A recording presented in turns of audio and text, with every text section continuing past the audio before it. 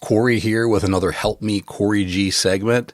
Today's scenario comes in and it says, Corey, I run a daily huddle every morning. Attendance is fine and people show up, but nobody's engaged. It's become a checkbox. I say the same things, they nod, and we go back to doing what we were doing before. This is a great one, and I'm sure most of you are holding huddles every single day, and it's important that you get this right. A huddle that nobody believes in is actually worse than no huddle at all, because now you've trained your team that this is just theater. It's just motions that you go through. We're going to talk about how to fix it without blowing it up and having to start all over. So I'm CoryG. I help leaders gain clarity, grow confidence, and build consistency. And we're going to walk through some huddle things here. So here's the good huddle litmus test. Could this huddle have been an email? If the answer to that is yes, then it's not a good huddle. You really, in a huddle, need to be sure that there's at least one portion of it that requires direct human connection. And if your huddle is just an information session, then it's not good enough. It needs to have a connection piece to it. You need to be able to look people in the eyes and for them to really understand why this is important. So that's kind of step number one. That's your first litmus test. So fix that. The next question here is why do huddles die? Why do they start off good and then just disappear over time? And there's really two reasons for this: the quality of the huddle and the length of the huddle. It has to have a good content. It has to be sure that there's enough good information in there that people don't want to miss it. I once heard this phrase that people vote about the quality of meetings with their feet, meaning if they don't show up, part of the reason is because it's not a good meeting. People will work really hard to make a good meeting. So be sure that it has the quality components to it. So for a morning huddle, I'm going to break down a really, really quick formula. I really call it kind of the 2-2-2 formula. And essentially you have 2 minutes of organizational information. You have 2 minutes of departmental information. Then you have 2 minutes of information specific for today. And so your entire huddle should be able to be wrapped up in 7 minutes or less. And if you can hit that consistency and that quality on a regular basis, people will show up to that huddle because there's valuable information there and it goes quickly. It has brevity. The meeting is really an efficient use of time. And the second piece is the length component. So I talked about quality and length, and I gave you an example of length.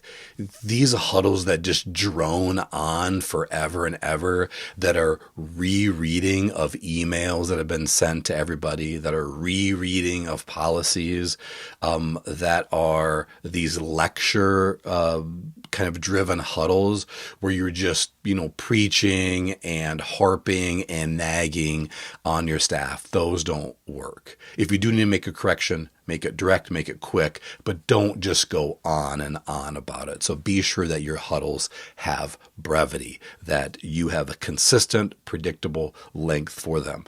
And I'll tell you another little caveat is don't wait for people to show up to start your huddle. It's at a time and it starts at that time. That's another way to train people on huddle consistency. If you're always waiting for someone and they end up being 4, 5, 6 minutes late, you've really wasted a bunch of other people's time. And if you have 5, 6 nurses, you've wasted almost 30 minutes of time by waiting an extra 5 or 6 minutes for those people to all get there. Just start it on time.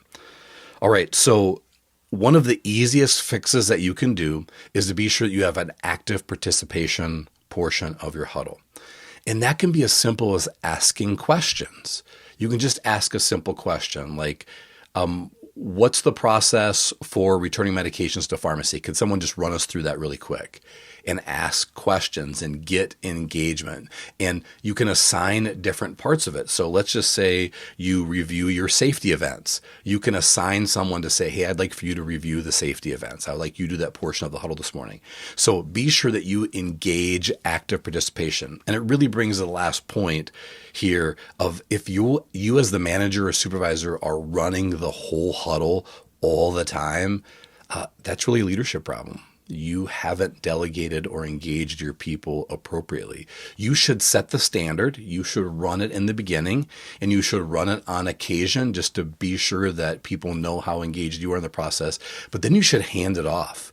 And this is how you develop other leaders in your department, is by giving them small things like portions of the huddle and then the entire huddle. And you can still be present at that huddle.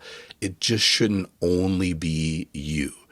If it's a peer-led huddle, the engagement will already increase. You're just there to maintain the quality and the integrity of it. So the next time you run your huddle, there's a question I want you to ask.